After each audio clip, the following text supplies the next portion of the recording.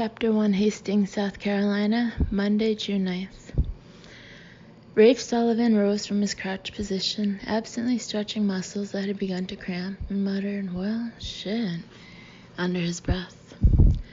It was already hot and humid, even just before noon, the sun burning almost directly overhead in a clear blue sky, and he absently wished he'd had his people put up a tarp to provide some shade. The effort wouldn't be worthwhile now. Another half hour and the coroner's wagon would be here. The body sprawled at his feet was a bloody mess. She lay on her back, arms wide, legs apart, spread-eagled, in a pathetically exposed, vulnerable position that made him want to cover her up, even though she was more or less dressed. Her once white blouse was dull red, soaked with blood, and still mostly wet despite the heat. So the coppery smell was strong. The thin, spring-like floral skirt was eerily undamaged, but blood-soaked, spread out around her hips, the hem almost daintily raised to just above her knees. She had been pretty once. Now, even though her face was virtually untouched, she wasn't pretty anymore. Her delicate features were contorted, eyes wide and staring, mouth open in a scream she probably never had the chance or the breath to utter. From the corners of her parted lips, trails of blood ran down her cheeks, some of it mixing with the golden strands of her long blonde hair, and a lot of it soaking into the ground around her. She had been pretty once. "Looks like he was really pissed this time, Chief. Bit like the first victim, I'd say." Detective Mallory Beck made the observation dryly, seemingly unmoved by the gory scene before them. Rafe looked at her, reading the truth in her tightened lips and grim eyes, but all he said was, "Am I wrong, or did this one fight him?" Mallory consulted her notebook. "Doc just did the preliminary, of course, but he says she tried. Defensive injuries on the victim's hands and one stab wound in her back, which the doc says was probably the first injury." Shifting his gaze to the body, Rafe said, "In the back, so she was trying to turn or run away from him when he stabbed her the first time, and either he turned her around so he could finish her face to face, or she turned herself trying to fight him."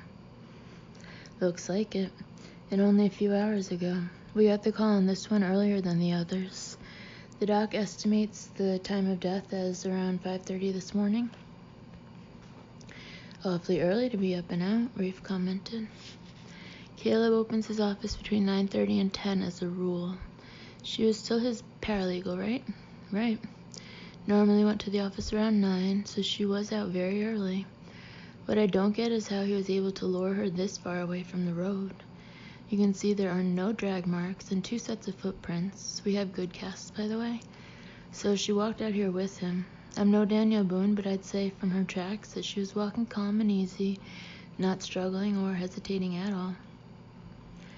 Rafe had to admit that the ground here looked remarkably calm and undisturbed, for the most part, especially considering the violence of what had been done to the victim. And after last night's rain, all the tracks were easily visible, so this murder scene, like the last one, clearly illustrated what had happened here.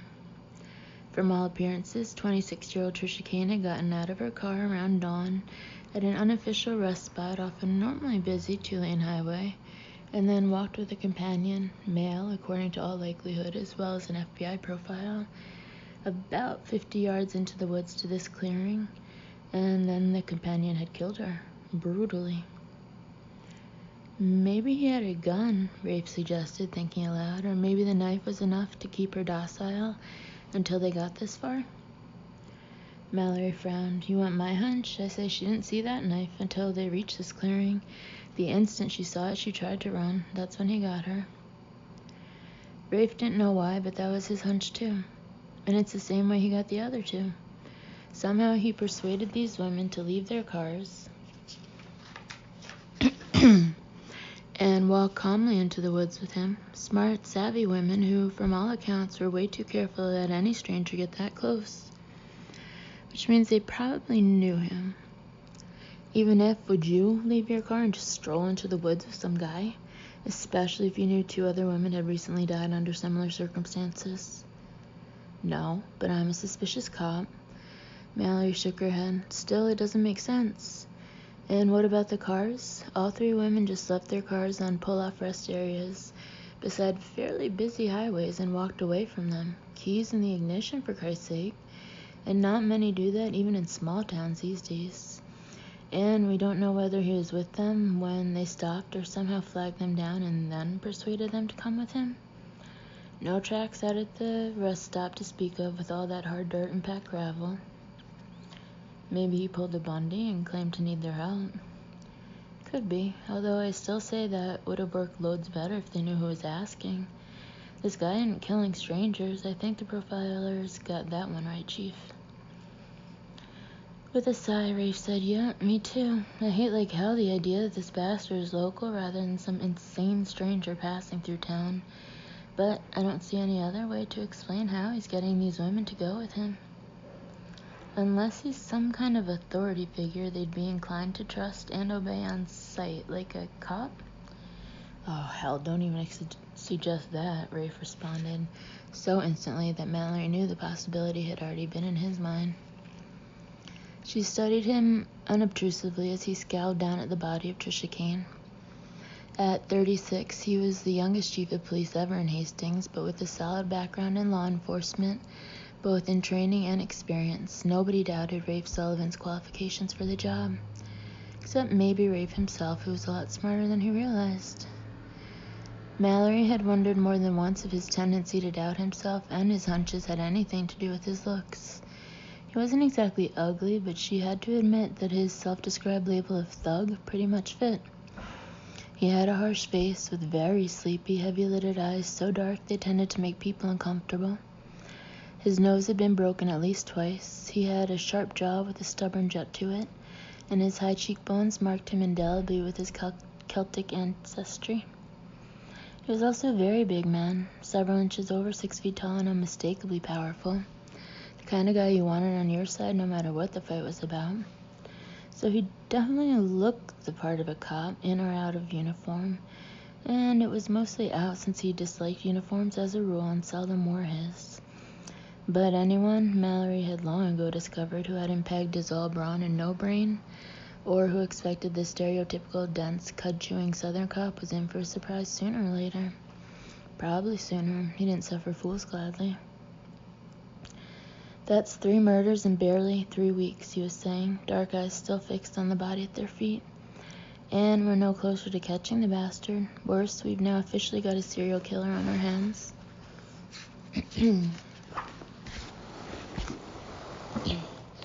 You thinking what I'm thinking?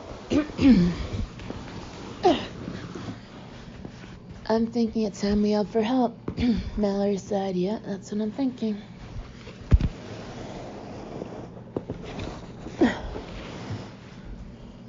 Quantico.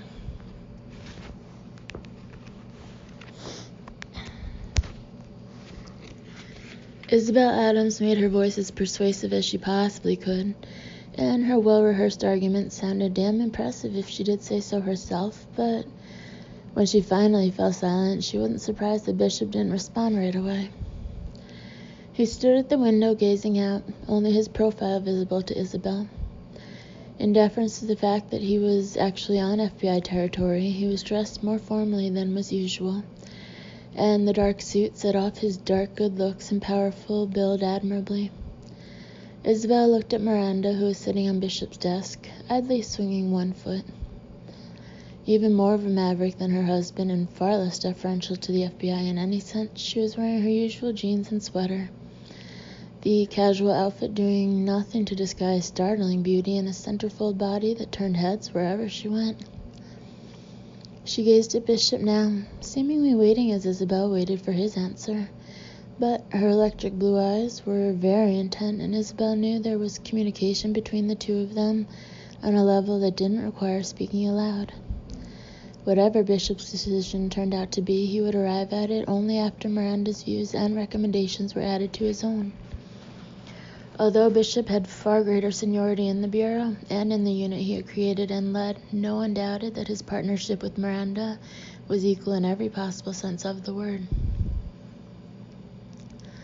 "It's not a good idea," he said finally.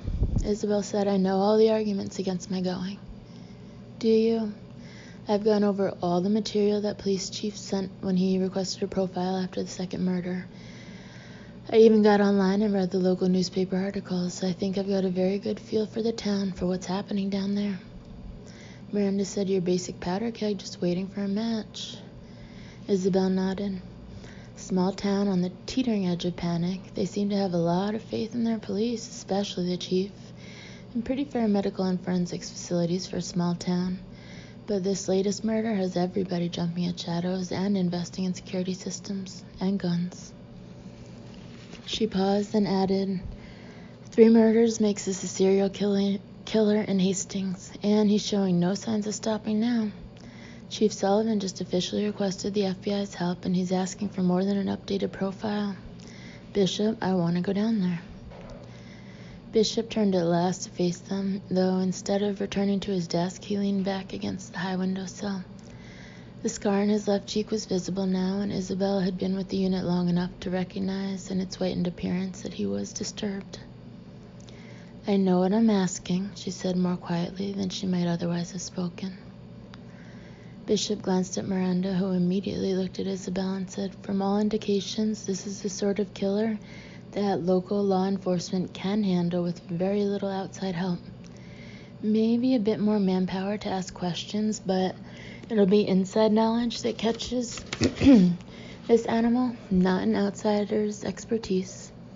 The profile marks him as nothing out of the ordinary. He's local. He's killing local women he knows, and he's bound to make mistakes sooner rather than later. But it wasn't an SCU profile, Isabel pointed out. None of us developed it. Special Crimes Unit can't develop all the requested profiles, Bishop reminded her patiently. We barely have the manpower to handle the cases we do get. We didn't get the call on this one because the killer is so seemingly ordinary, I know that. Around 100 serial killers active in this country on average at any time, and he's one of them. Nothing raised a red flag to indicate that our special abilities are needed but I'm telling you, there's more to the case than the official profile picked up on, a lot more. She paused and added, all I'm asking is that you take a look at the material for yourselves, both of you, then tell me I'm wrong.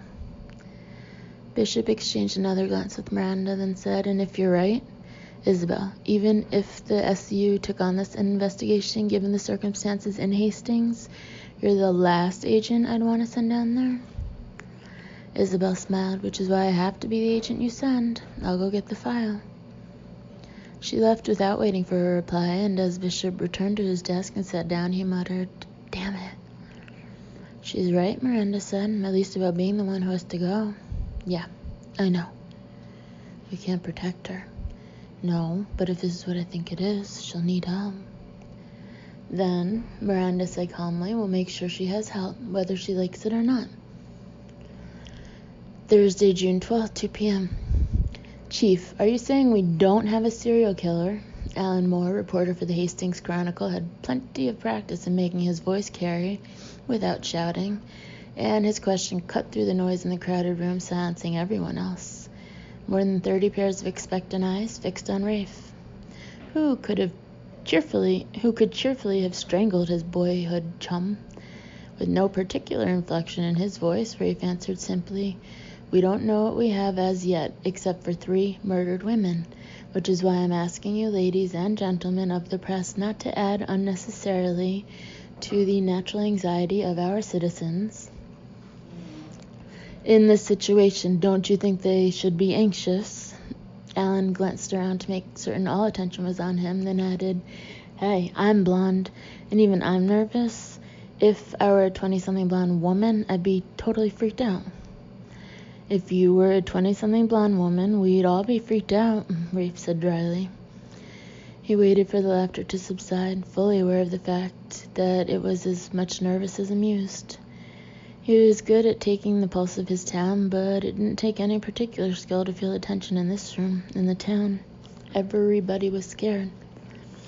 Look, he said, I know very well that the women here in Hastings are worried.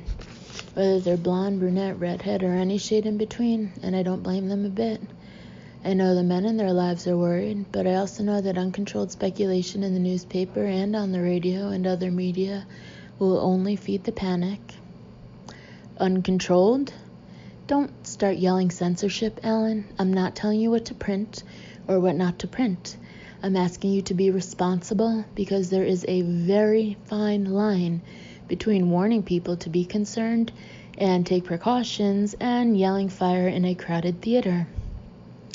Do we have a serial killer? Alan demanded. Rafe didn't hesitate. We have 3 murders we believe were committed by the same person, fitting the established criteria for a serial killer. In other words, we have a lunatic in Hastings. Somebody he didn't recognize muttered just loud enough to be heard. Rafe responded to that as well, still calm. By definition, a serial killer is judged conventionally, if not clinically, to be insane, yes. That doesn't mean he'll be visibly any different from you or me, and they seldom wear horns or a tail. The reporter who'd made the lunatic comment grimaced. Okay, point taken. Nobody's above suspicion. Let's all freak out. She was blonde. Let's all take care, not freak out, Rafe corrected. Obviously, we would advise blonde women in their mid to late 20s to take special care, but we have no way of knowing for certain if age and hair color are factors or merely a coincidence. I say err on the side of factor, she offered wryly. And I can't say I blame you for that. Just keep in mind that at this point there is very little we can be sure of, except that we have a serious problem in Hastings. Now, since the small-town police department is hardly trained or equipped to deal with this type of crime, we have requested the involvement of the FBI. Have they provided a profile? This question came from Paige Gilbert, a reporter with one of the local radio stations. She was more brisk and matter-of-fact than some of the other women in the room had been, less visibly uneasy, possibly because she was brunette. Preliminary, and before you ask, Alan, we won't be sharing the details of that profile unless and until the knowledge can help our citizens. At this stage of the investigation, all we can realistically do is advise them to take sensible precautions. That's not much, Rafe, Alan complained. It's all we've got. For now. So, what's the FBI bringing to the table? Expertise. The Special Crimes Unit is sending agents trained and experienced in tracking and capturing serial killers. Information. We will have access to FBI databases. Technical support. Medical and forensics experts will study and evaluate evidence we gather. Who will be in charge of the investigation? Alan asked. Doesn't the FBI usually take over? I'll continue to head the investigation.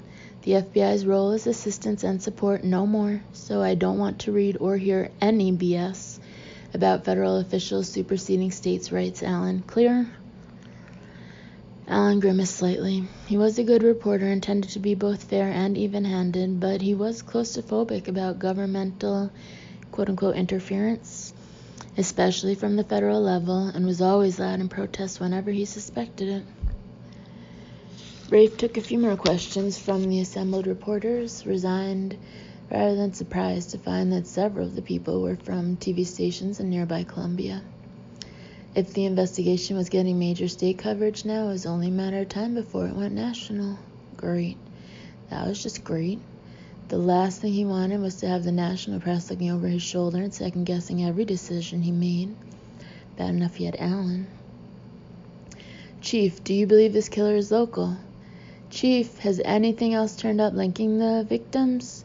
Chief, he answered the questions almost automatically, using variations of no comment or we have no reliable information on that whenever possible. Even though he had called the press conference himself, it was only because he'd gotten wind of some pretty wild speculation going on and hoped to head off the worst of it before it was in print or other media, not because he had any real progress to report.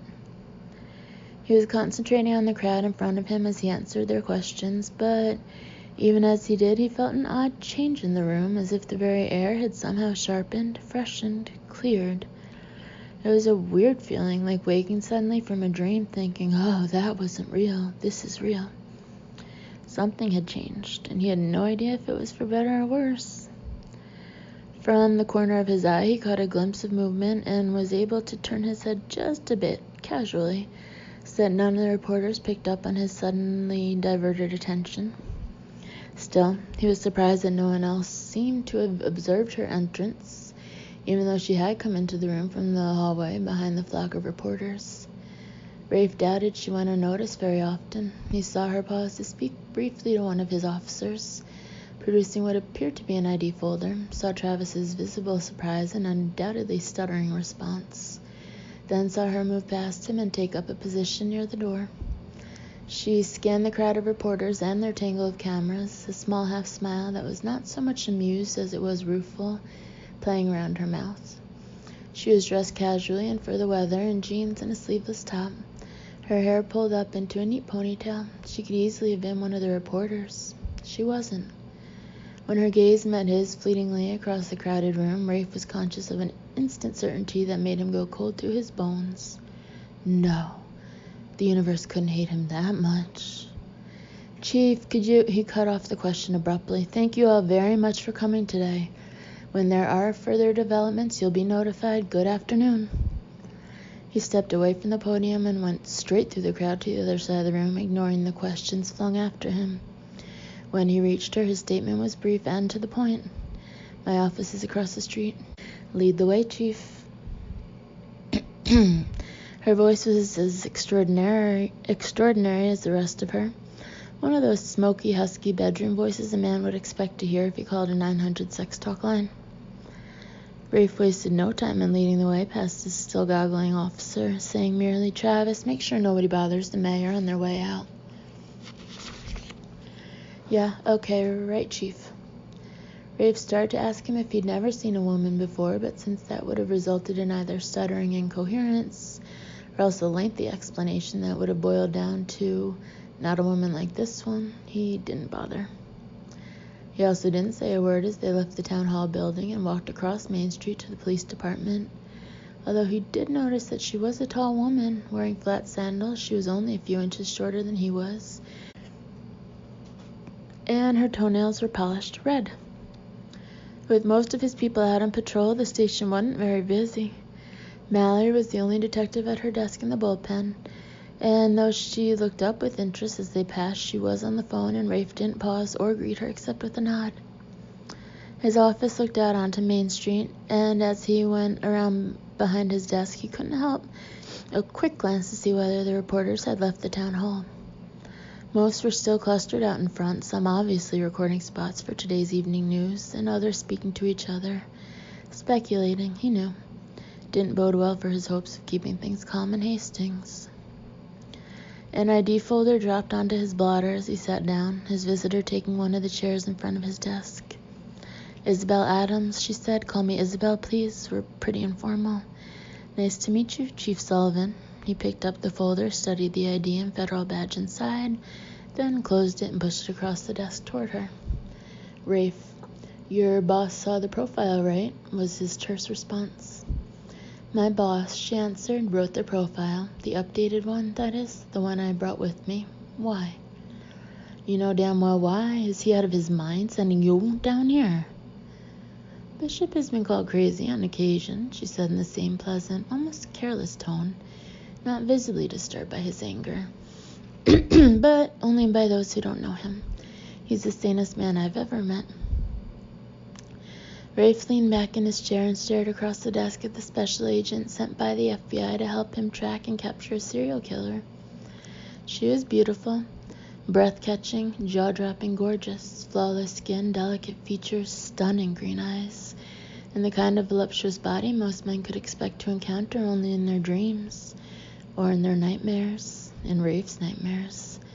Because Isabel Adams was also something else. She was blonde. The voices were giving him a pounding headache. It was something else he was getting used to. He managed to unobtrusively swallow a handful of aspirin, but knew from experience it would only take the worst edge off the pain. It would have to be enough. Have to. Still exhausted from the morning's activities, he managed to do his work as usual. Speak to people as though nothing out of the ordinary had happened. Nobody guessed, he was certain of that. He'd gotten very good at making sure nobody guessed. Nobody noticed anything out of the ordinary. You think they don't all see? Don't all know? That was the sneering voice, the dominant one, the one he hated most and heard most often. He ignored it. It was easier to do that now when he was drained and oddly distant from himself, when the only thing for him to do, really, was wait for his next opportunity. They know who you are. They know what you did. That was more difficult to ignore, but he managed. He went about his business, listening whenever possible to the nervous gossip. Everybody was talking about the same thing, of course, the murders. Nobody talked of anything else these days. He didn't hear much yet already known, although the speculation was amusing. Theories, most of them absurd, abounded as to why the killer was targeting blondes. Hatred of his mother, for Christ's sake, rejection by a blonde girlfriend, idiots. The pharmacist downtown told him there had been a run on hair color, that those women trying blonde as an option were going back to their natural colors. He wondered if the natural blondes were considering changing, but thought probably not. They liked the effect, like knowing men were watching them. It gave them a sense of power, of superiority. None of them could imagine dying because of it. He thought that was funny. He thought that was funny as hell. Chapter 2. Rafe said, "Please don't tell me the general ideas for you to be bait." "Oh, I'm probably too old to tempt him." "If you're past 30, I'll eat my hat." "Salt and pepper?" Rafe stared at her and she chuckled. "I'm 31 and no, that isn't the idea. I'll do a lot for king and country, but I don't have a death wish." "Done anything to piss off this bishop of yours?" "Not lately." "Has the profile changed?" "Not as far as this animal's fixations go. He's still after white females with blonde hair, and he's likely to stay within the age range of 25 to 35. He apparently likes them smart and savvy as well as strong, which is an interesting twist on the stereotypical image of helpless, dumb blondes as victims." Rafe said something profane under his breath. Ignoring that, Isabel went on briskly, completely professional now. "He's someone they know, or at least obviously believe they can trust, possibly an authority figure, maybe even a cop, or impersonating one. He's physically strong, though he won't necessarily look it. He might even appear effeminate." "Why effeminate?" Rafe was listening intently, his eyes narrowed. "These women were killed brutally, with a viciousness that suggests both a hatred of women and doubts or fears about his own sexuality. All three were sexual crimes. Deep, penetrating wounds and targeting the breasts and genitals are classic signs of a sexual obsession, and yet none of the women was raped. That, by the way, will probably be his next escalation, raping as well as killing. And if he's impotent, this sort of killer often is, right?" Isabel didn't hesitate. "Right. In that case, an object rape, possibly even with the murder weapon, and it will be post-mortem. He doesn't want his victim to see his possible sexual failure. In fact, he'll probably cover her face even after he kills her." "So he's a necrophiliac as well." "The whole nasty bag of tricks, yeah. And then he will be escalating, count on it. He's got the taste for it now. He's enjoying himself, and he's feeling invulnerable, maybe even invincible. He's likely to begin mocking us, the police, in some way." Rafe thought about all that for a moment, then asked, "Why blondes?" "We don't know, not yet, but it's very possible that his first victim, Jamie Brower, right? Right. 28-year-old real estate broker. It's very likely, we believe, that something about her was the trigger. Maybe something she did to him, that's possible. An emotional or psychological rejection of some kind. Or something he saw, something she made him feel, whether or not she was aware of doing so. We believe she was a deliberate choice, not merely a random blonde. Because she was the first victim?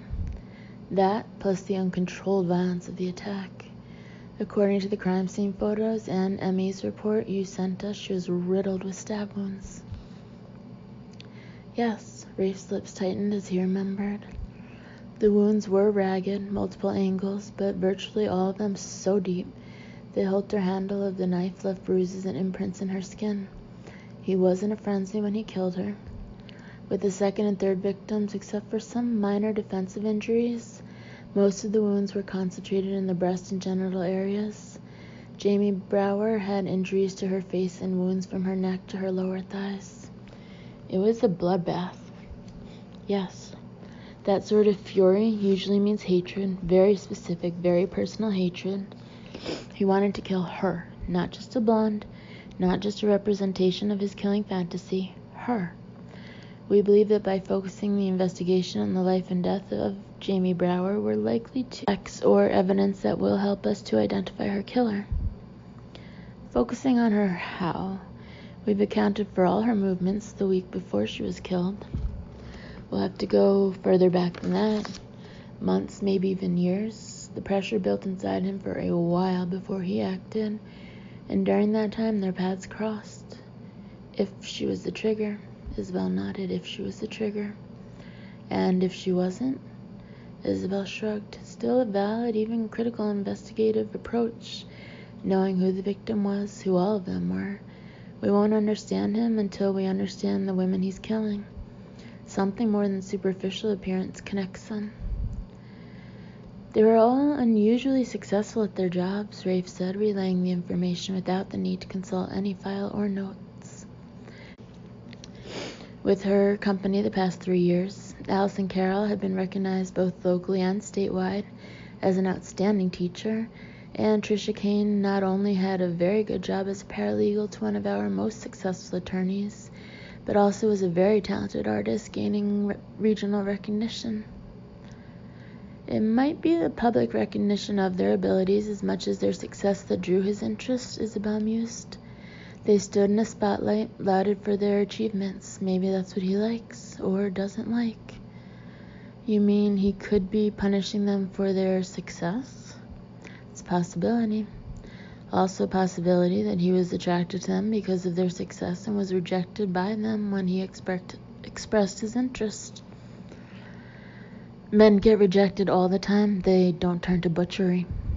The vast majority don't, which is a good thing, don't you think? Rafe frowned slightly, but she was going on before he could comment. It means this particular man has some serious, deep-seated emotional and psychological problems, which have apparently lain dormant, or at least were hidden here in Hastings until about 3 weeks ago. Hence the trigger. Isabel nodded. There's no question about that, not as far as we're concerned. Something happened to him in his life, a change. Whether it was an actual event or a paranoid delusion on his part remains to be seen, but something set him off, something definitive. Rafe glanced at his watch, wondering if there was time today to visit all 3 crime scenes. Starting with the actual crime scenes, Isabel said, would probably be the best way to go. According to the map I studied, they're within a 5-mile area, and it's still hours till sunset, so we have time. Where's your partner? Rafe asked. I was told there'd be at least 2 of you. She's settling in, wandering around, getting a feel for the town. Please tell me she isn't blonde. She isn't, Isabel smiled, but if you're wondering, she doesn't resemble the conventional FBI suit any more than I do. The SCU really is an unusual unit within the Bureau, and few of us conform to any sort of dress code unless we're actually on FBI grounds. Casual and understated are sort of our watchwords. Rafe eyed her, but decided not to comment on that. And do you normally show up unarmed? Who says I'm unarmed? She lifted one hand and gently wiggled her fingers, each one adorned with a neat but hardly understated red-polished oval nail. Hearing the faint note of mockery in her voice, Rafe sighed and said, Let me guess. Martial arts expert? I've trained, she admitted. Black belt? Got that when I was 12, she smiled again. But if it makes you feel better, I'm also wearing a calf holster. Usually my backup, since my service automatic is worn in a belt holster. Our unit doesn't break all the rules, just some of them. On duty, we're expected to be armed. Since I was taking a casual look around town, a visible weapon would have been a bit conspicuous, I thought. Rafe had noticed that her jeans were very close-fitting from waist to knee, so he couldn't help asking, Can you get to that weapon in a hurry if you have to? You'd be surprised. He wanted to tell her he wasn't sure he could take too many more surprises, but instead said only, We've set up a conference room here as a base of operations, so all the reports, evidence, and statements are there. A couple of good computers with high-speed internet access, plenty of phones, standard supplies. Anything else that's needed, I'll get. In a situation like this, the city fathers generally say to hell with the budget, which they pretty much did. Still, you and I both know it'll come down to basic police work, so the budget is likely to go toward overtime rather than anything fancier. As for the crime scenes, I really would like to take a look at them today, and it would help if it's just you and me out there this time. The fewer people around me when I'm studying a crime scene, the better. Fewer distractions? Exactly. We've kept the scenes roped off, Rafe said, but I'd bet my pension that at least a dozen kids have tramped all over them despite the warnings, or because of them. Yeah, kids tend to be curious about crime scenes, so that's to be expected. More than a little curious himself, Rafe said, It's rained since we found Trisha Kane's body on Monday. What do you expect to find? I'm not likely to find anything you or your people missed, Isabel replied, her matter-of-fact tone making it an acknowledgement rather than a compliment. I just want to get a sense of the places, a feel for them. It's difficult to do that with only photographs and diagrams. It made sense. Rafe nodded and rose to his feet, asking, What about your partner? She may want to take a look at the scenes later, Isabel said, getting up as well, or maybe not. We tend to come at things from different angles. Probably why your boss teamed you up. Yes, Isabel said, probably. Caleb Powell wasn't a happy man. Not only had he lost his efficient paralegal to the killer stalking Hastings, he had also lost a friend.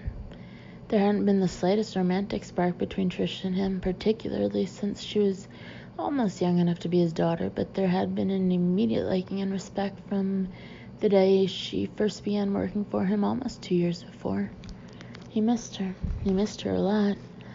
And since the temp he had hired was still trying to figure out Trish's filing system and kept coming to him with questions about it, his office wasn't exactly his favorite place to be right now. All of which explained why he was sitting in the downtown coffee shop sipping an iced mocha and staring grimly through the front window at the media fest still going on across the street at the town hall. Vultures, he muttered. They have their jobs to do. He looked at the woman seated at the next table, not really surprised she had responded to his comment, because people did that in small towns, especially when there were only 2 customers in the place at the time. He didn't recognize her, but that didn't surprise him either. Hastings wasn't that small. Their job stopped when they crossed the line between informing the public and sensationalizing a tragedy, he said. In a perfect world, she agreed. Last time I checked, we didn't live in a perfect world. No, that's true. So we have to cope with less than the ideal. She smiled faintly. I've even heard it said that the world would be better off without lawyers, Mr. Powell. Just a bit wary now, he said. You have me at a disadvantage. Sorry, my name is Hollis Templeton. I'm with the FBI. That did surprise him. An attractive brunette with a short, no-fuss hairstyle and disconcertingly clear blue eyes. She looked nothing at all like a tough federal cop. Slender, almost to the point of thinness, she was wearing a lightweight summer blouse and floral skirt, an outfit eerily like the one Tricia had reportedly worn the day she was killed. His disbelief must have been obvious. With another faint smile, she drew a small ID folder from her purse and handed it across to him. He had seen a federal ID before. This one was genuine. Hollis Templeton was a special investigator for the FBI. He returned the folder to her. So this isn't a coincidental meeting, he said. Actually, it is, she shrugged. It was hot as hell outside, so I came in for an iced coffee. And to watch the circus across the street. I recognized you, though. They ran your photo in the local paper. As you noted, Agent Templeton, I'm a lawyer. I don't really appreciate impromptu interviews with federal officials. But you do want to find out who killed Tricia. He noticed that she didn't deny it was an interview.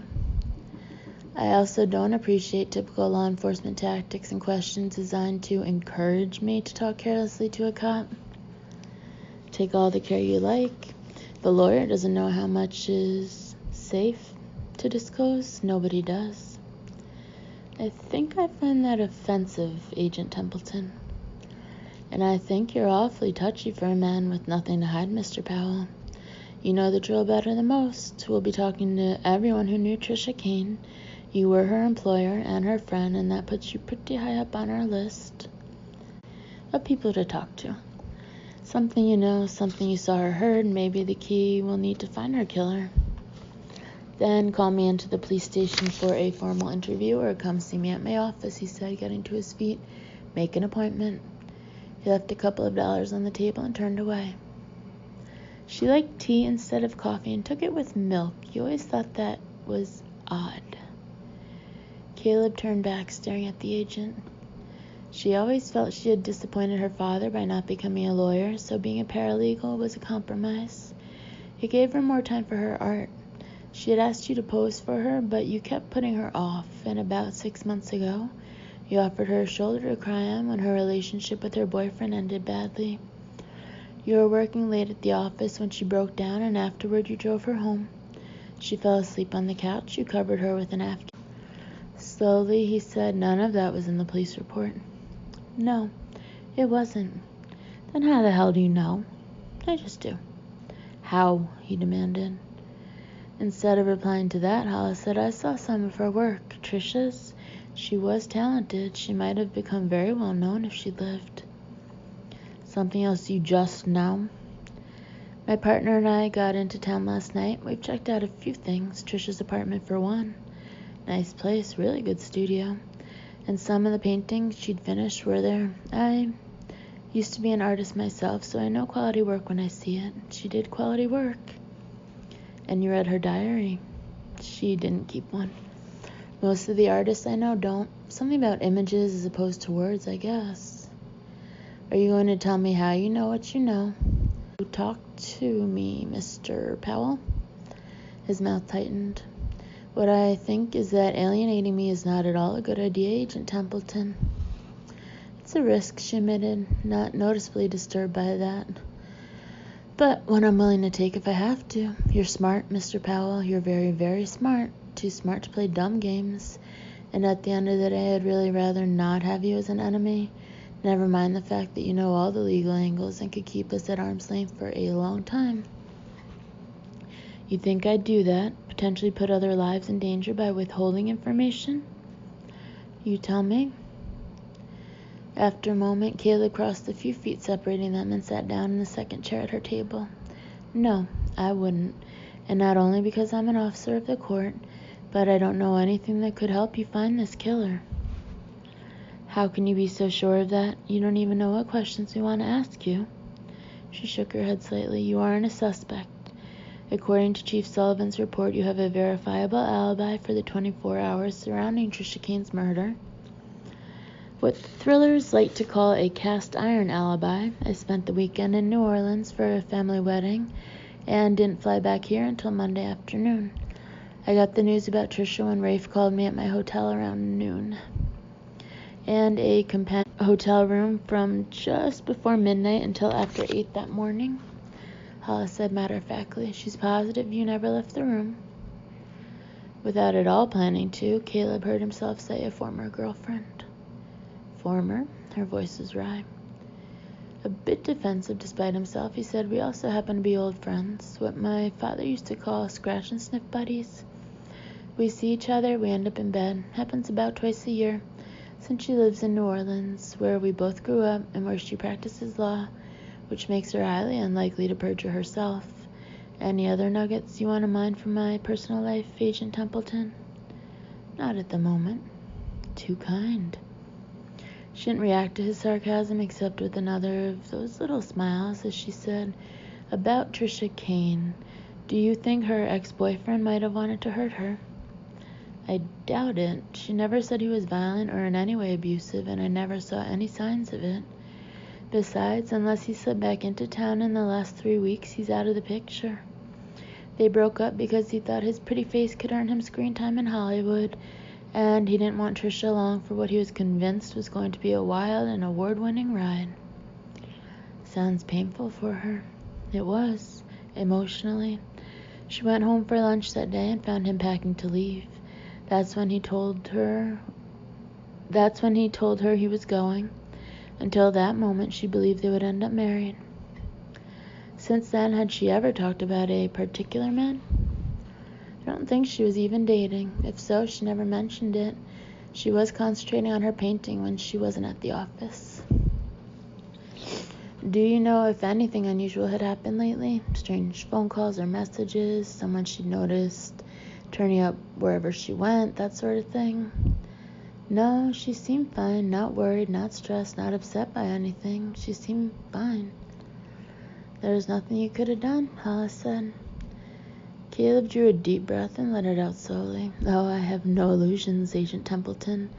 I know how quickly random acts of violence can snuff out lives, no matter how careful we think we are. But those acts tend to be committed by stupid or brutal people for stupid and brutal reasons. This is different. This bastard is pure evil. I know. Do you? She smiled an odd, twisted smile, and her blue eyes had an equally strange flat shine to them that made Caleb feel suddenly uneasy. I know all about evil, Mr. Powell, believe me. I met it up close and personal. Thursday, 3:30 p.m. Isabel stood gazing around the clearing where Trisha Kane's body had been found. It was mostly in shade now that the sun was no longer directly overhead, which she appreciated since the day was hot and humid. She was conscious of Rafe Sullivan's scrutiny, but she had been at this too long to allow him to distract her. Much.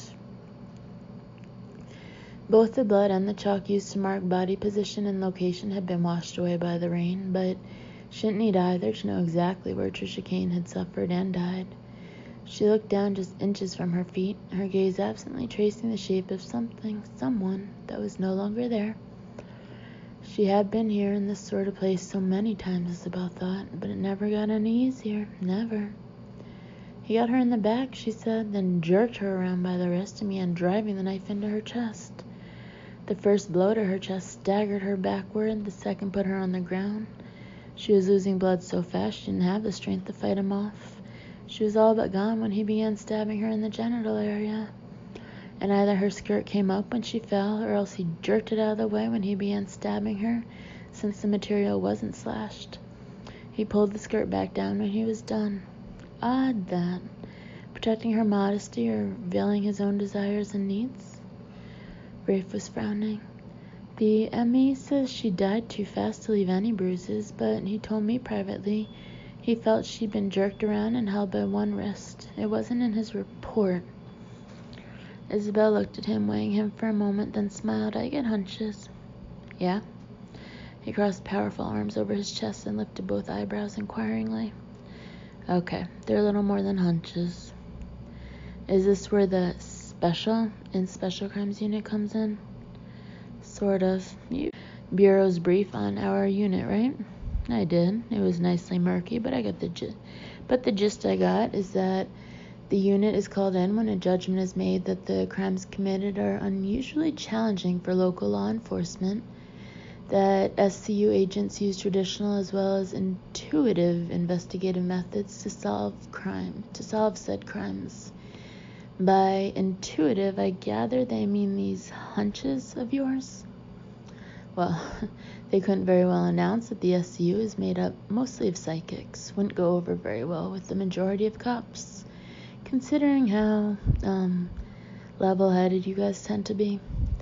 We've discovered through bitter experience that proving what we can do is a lot more effective with you guys than just claiming our abilities are real. So why are you telling me? I thought you could take it. She lifted an eyebrow at him. Was I wrong?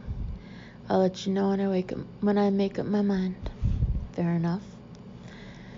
So I gather you don't normally inform local law enforcement of this? Depends.